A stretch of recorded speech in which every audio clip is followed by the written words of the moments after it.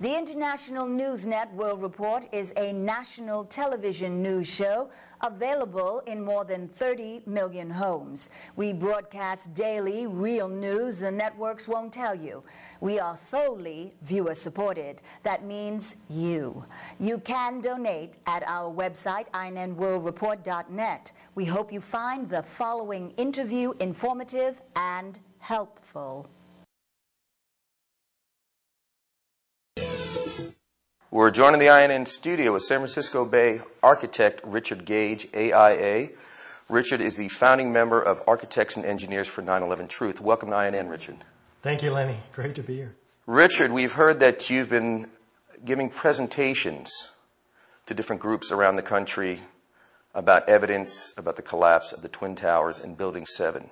Could you tell us a little about that? Yeah.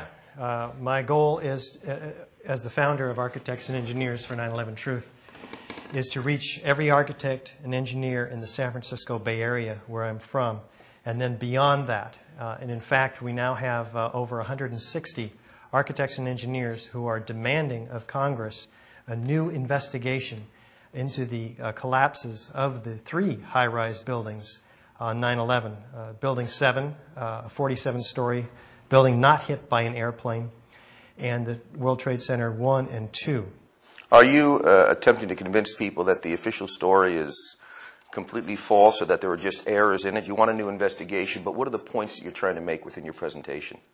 What we're showing is a very simple set of facts that were overlooked by the 9/11 Commission, the FEMA investigation, and the NIST investigation, and have been not played on the mainstream media whatsoever. And those facts are the overwhelming evidence for controlled demolition for all three of these buildings. So that's our goal, is to bring the evidence before the people. And when they see it, they're readily able to comprehend it for the most part. There are some who just won't see the evidence because of our emotional attachment to the official story. And there's a lot of reasons for that, because what I'm bringing to the table is information that not only undermines these investigations, which all of us as architects and engineers have labored with for 6 years, but it undermines the credibility of our government. In the presentation, you bring out evidence. You put together a collection of facts that you've been presenting to people, and you've been presenting these to people that are outside of the 9/11 Truth movement. So essentially, you're gaining converts. What has been the reaction of the people who've attended your presentation? Well, I started with my own firm, architecture firm of 15. 14 of those 15 have now signed on to the petition and are members. So that's something like 95%. I don't know the math there, but when they see it and they sign on and they help me. The next firm that I presented this to was a firm of 60 people. 38 showed up, and half of those agree with me that, and this was a presentation on Building 7, agree that that building looked like it was brought down by controlled demolition, and most of those have signed on. From there, we've risen now up to over 160 architects and engineers. Would you like to go over a few of the points that you make within your presentation? Oh, sure. In fact, if people will go on to the website, ae911truth.org, for Architects and Engineers for 9/11 Truth, you'll see on the right side the rapid onset of collapses, explosions like a belt. So in Building 7, we have explosions at the base of the building that we have New York Fire Department, New York Police Department, Craig Bartner describes as explosions. Another eyewitness describes as explosions, and you can hear these on the website. On the left side, you can see the whole 2-hour video. So the building comes down straight and symmetrically into its own footprint in 6.5 seconds. That's virtually free fall speed. The only way that can happen is if all the columns are removed starting at the bottom, sequentially timed floor by floor. The perimeter columns a fraction of a second later than or the interior columns a fraction of a second earlier than the perimeter columns. That produces the classic kink in the middle, bringing the whole building down.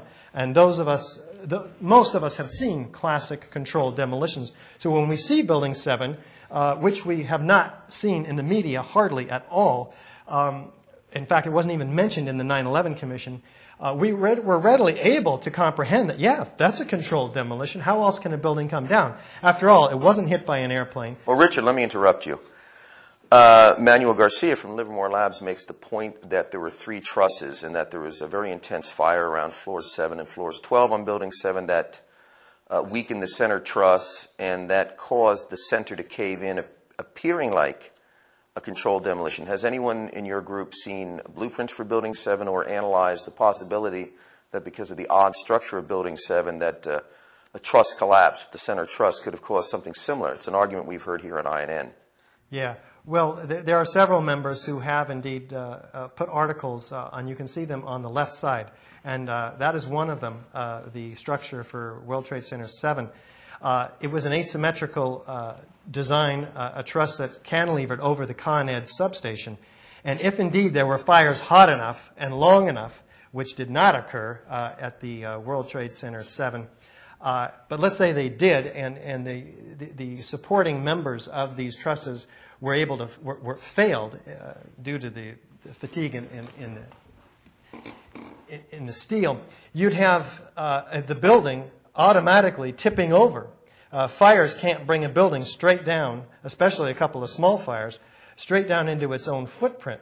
So the asymmetrical design of this structure would indeed have cause the building to act just like it did not. Or for the first time in history, a couple of small fires can do what only a handful of controlled demolition companies are skilled enough to do. It just doesn't work.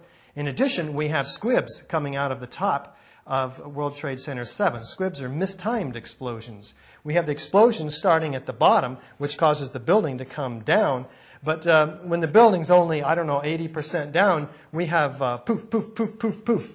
Actually 7 explosions at the top. You can see them on the video at the top right of our home page on the website, in the flash video there.